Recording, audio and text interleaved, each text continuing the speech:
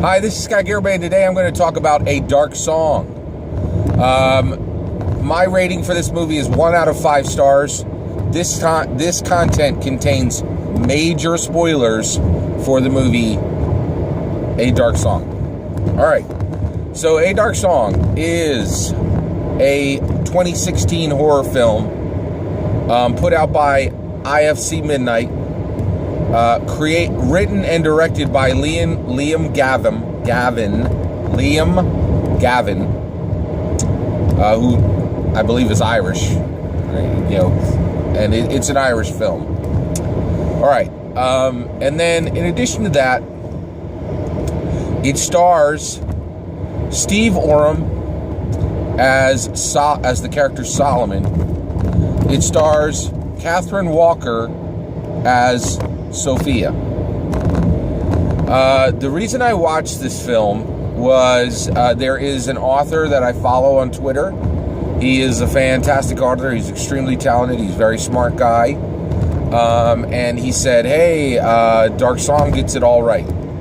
So I was in the middle of some other content. I dropped that right away, went over, started watching A Dark Song. I watched the whole movie in one day, which is a little unusual for me. If I don't see a movie in the movie theater, by the way, I watched this on Netflix. It was on Netflix, which it was very nice to be able to just queue this up and see it for essentially free. I'm already paying for Netflix. So one, I didn't really have to pay anything for this. Air quotes there. So I went over and I started watching it in the morning, okay? While I was, sometimes I'll watch movies while I get dressed for work, right? So I started watching this, and it had me hook, line, and sinker from the very beginning, right? I was like, whoa, this is different. This is a slow burn horror film that is gritty and dark. And I'm like, I'm down. Listen. Oh, that's also not a slasher flick. Okay? And I was like, I'm in. All right. Let's do this. All right? Because that's really like, that describes the kind of horror movie I like. Gritty, dark, not a slasher flick.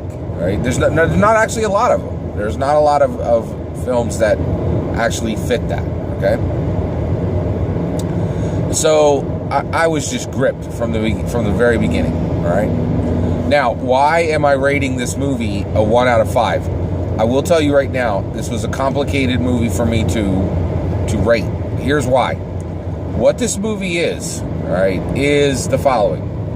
Let's say that this movie is 90 minutes long, and that Blair Witch is 90 minutes long. They're both a little longer than that, but I want to keep this simple.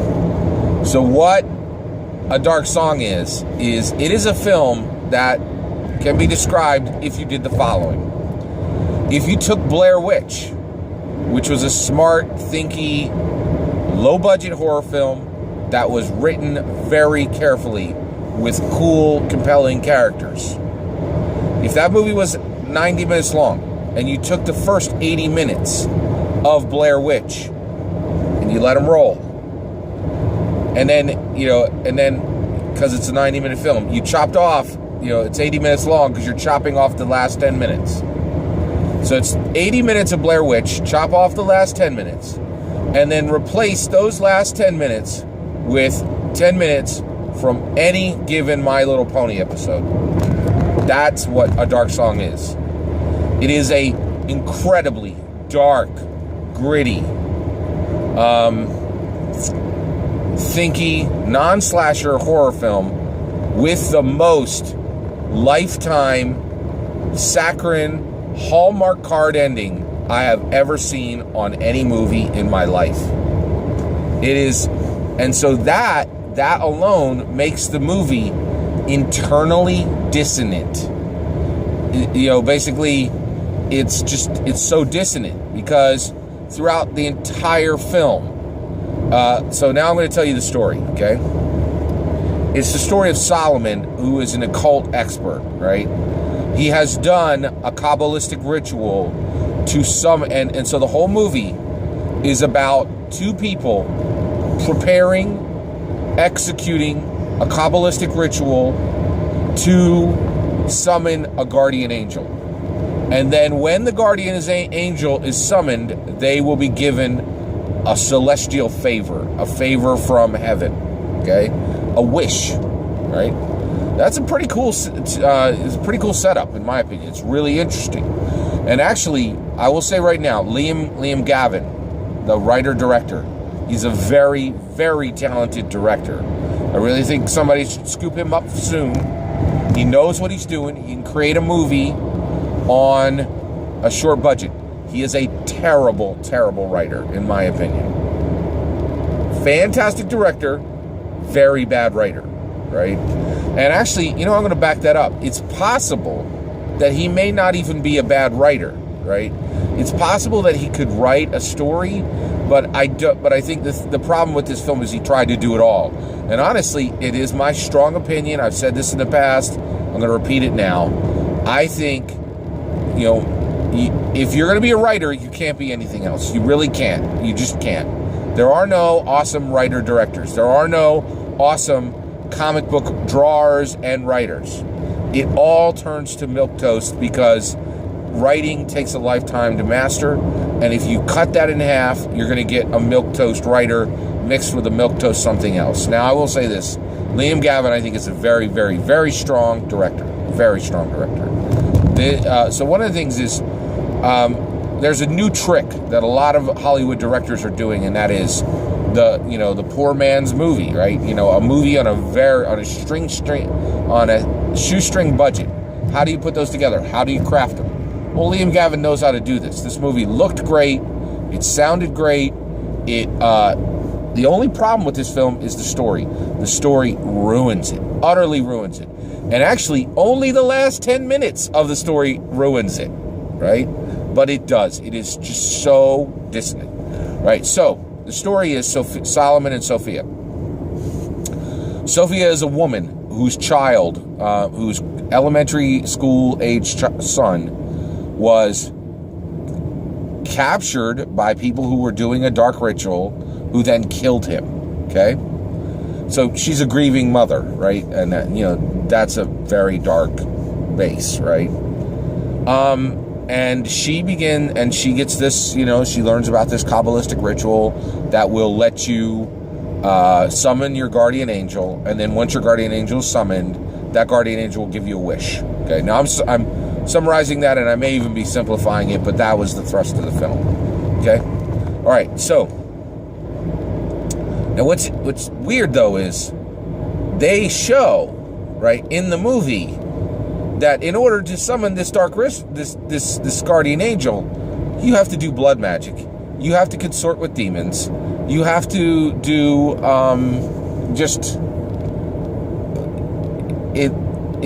actually in almost every single way they show you that this is dark, grim, terrible magic, right? So my question then, it's the whole thing is internally dissonant, right? So if your ritual is horribly dark at every turn, why would it produce rainbows and unicorns? Why would this blood magic, dark magic, demon circles, consorting with demons, why would this produce a guardian angel, right? Logically, it's going to produce a demon. It's going to call up a fallen angel, not an actual guardian angel. It's going to produce a fallen angel, right? By all logical perspective, right? And so one of the things that happens in the film is the entire film, Liam Gavin is showing you that this is a dark, gritty, grim ritual. And throughout the film, he shows that the two of them, Sophia and Solomon, are trapped in this home until they finish this ritual, right? And they have to get it perfect. They have to do it again and again. It's cyclical, right? They have to do it again and again until they get it right. And if they do it wrong, it's very clear that they never use the word, I don't think they use the word demon in it, but it's really just, they show drawings from the notebooks. They're like, every single thing in the film, in any other movie, they would say, oh, this is a demon capturing circle. You've seen it 20 times in Supernatural. You draw it on the floor and then you seal a demon inside. So it's clear that they're dealing with demons at every single step of the movie, right? And so they, and Liam Gavin paints this picture of what we're doing is dangerous and dark and gritty, right? And Solomon actually dies in his attempt to complete this ritual, and then Sophia lives. And Sophia lives, and then her guardian angel appears to her, okay? And then she gets the chance to ask for her favor. Well, what does she ask for, right? Well, in order for me to tell you what she asked for, I have to tell you the 3 lies she told to Solomon. The other thing that they make clear is like that this ritual's hard. And so you have to be truthful, and you have to be driven in order to do it, right? Well, Sophia lies 3 times to Solomon. I guess she lies twice to him. She gives him 3 answers on why she's doing this ritual. The first time she says, I'm doing it for love, right? And Solomon says to her, doing this to, as a love potion, that's like getting Titian, a great artist, to do the designs on a cake, right? It's overkill. I'm not going to do this ritual with you because this isn't a love potion. And then she's like, oh, hey, my kid died. I want to talk to my kid. That's the real reason, right? Then later it comes out that her real reason is she's going to ask her guardian angels for vengeance. She's going to ask the guardian angel to give her vengeance on the people who killed her child, right?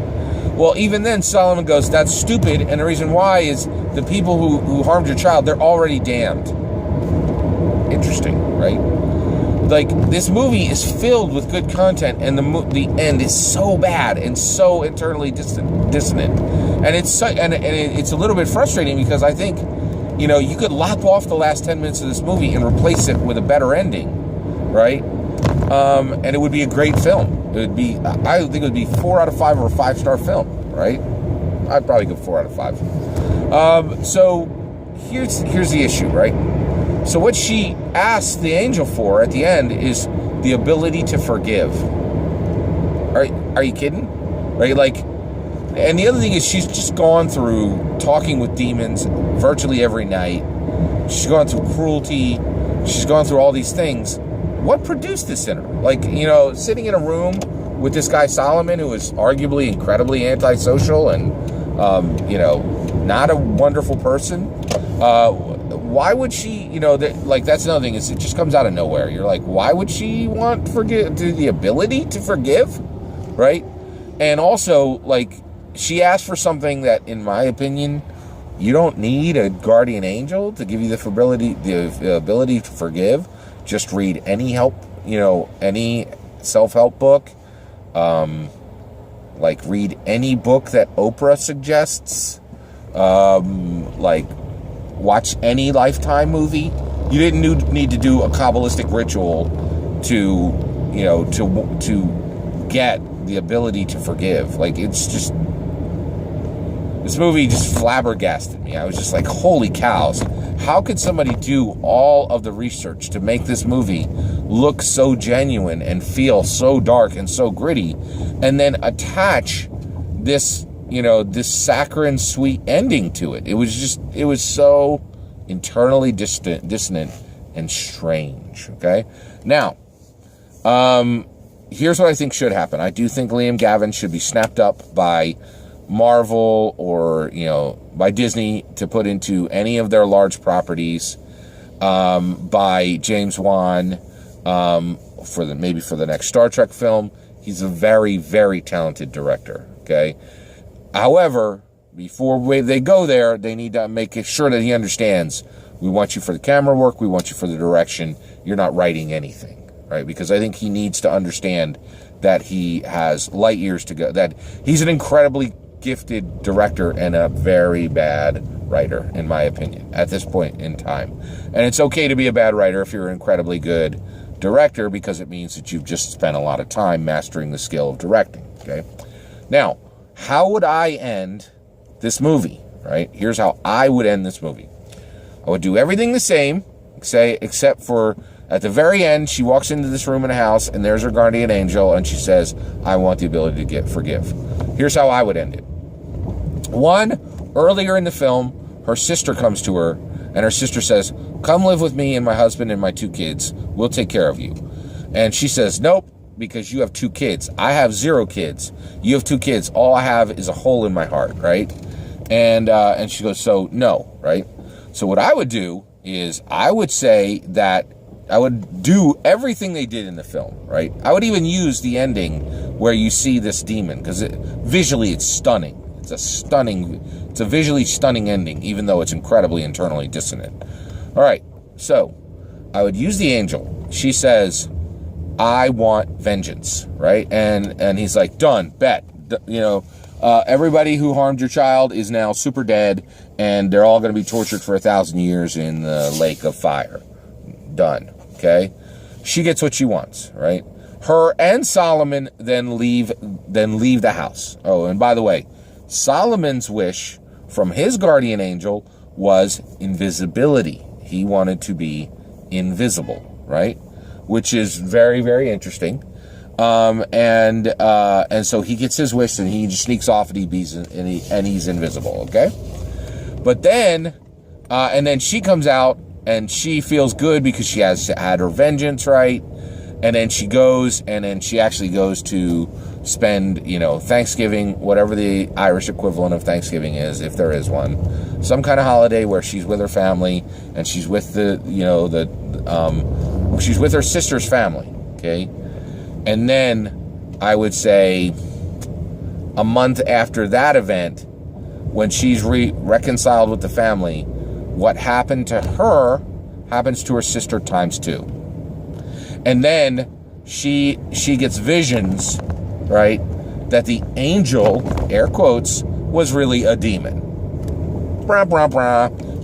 Come on, what do you expect is going to happen when you're using blood magic and dark magic?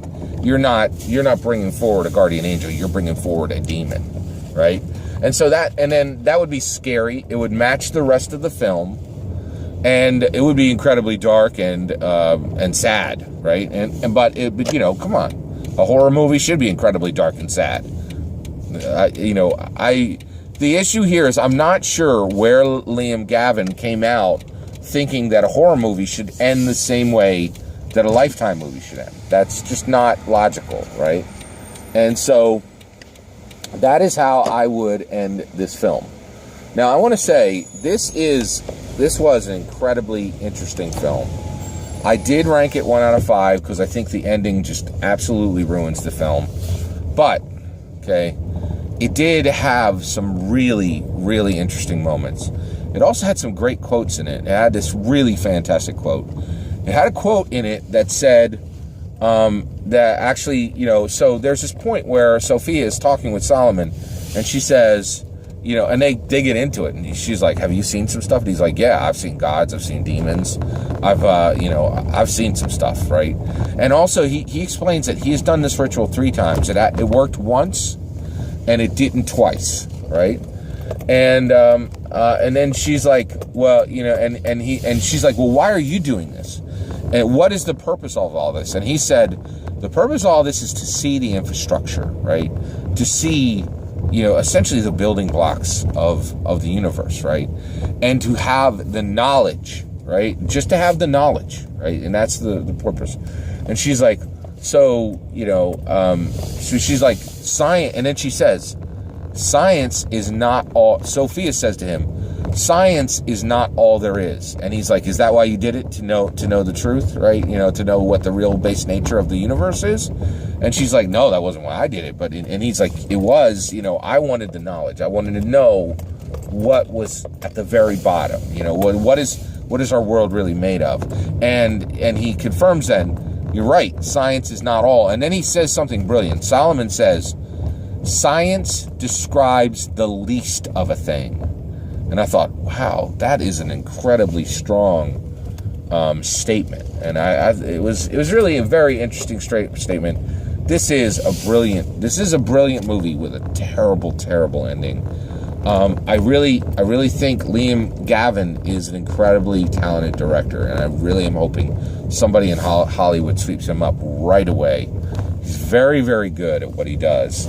And so that is my take on the film A Dark Song.